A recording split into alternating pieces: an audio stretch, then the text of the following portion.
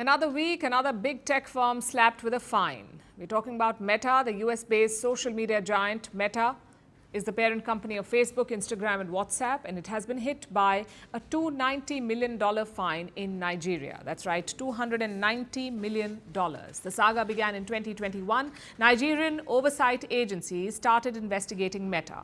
The probe went on for 30 months. And its findings pointed to, and I'm quoting, invasive practices by Meta. Agencies claimed that the tech giant was illegally sharing user data. So last year, Meta was asked to pay 3 different fines. First, a $220 million fine for alleged anti-competitive practices. Second, a $37.5 million fine for unapproved advertising. And third, a $32.8 million fine for allegedly violating data privacy laws. So that's 3 fines. The total penalty comes up to $290 million. There are a couple of other demands too.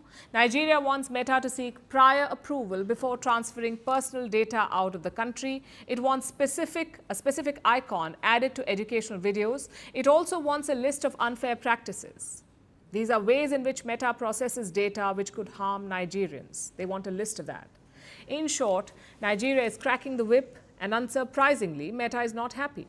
It says the demands are quote-unquote unrealistic. So Meta challenged this in court, and it failed. Now it must pay the fine. The deadline is the end of June. But the company has not given up. After losing the legal bid, Meta has pulled out a secret weapon. It has tossed a little threat in the ring. It says it may shut down Facebook and Instagram in Nigeria. And this threat has fueled the flames. The Nigerian competition body has slammed Meta, calling it a calculated move to pressure the government, accusing it, and I'm quoting, accusing it of blackmailing Nigeria to avoid the fine, and reiterating that threatening to leave Nigeria does not absolve Meta of liabilities.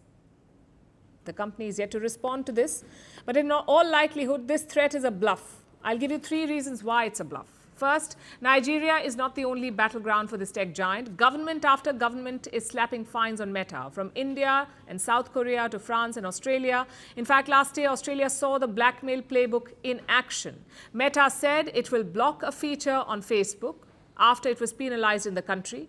But this turned out to be an empty threat. So Meta has faced penalties for several breaches in many countries, including the violation of data privacy or advertising laws. And the fines are steep.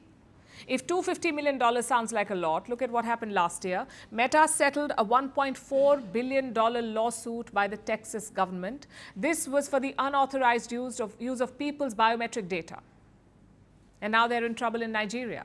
Yet instead of complying, Meta is acting like a teenager, throwing a fit. But leaving Nigeria will be a costly option.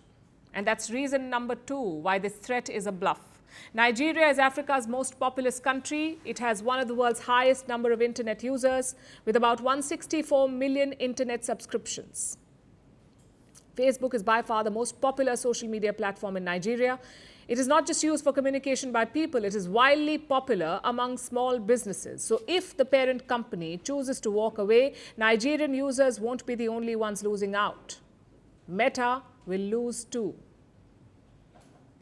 Which brings me to the 3rd reason why this is a bluff. Meta may escape one penalty in one country, but what about the larger trend? Tech giants everywhere are coming under scrutiny. Last month, the European Union fined Meta and Apple a combined $800 million. Amazon, Google, TikTok, they've all been penalized on several occasions. But instead of fixing the problem, Meta has chosen to blackmail a government.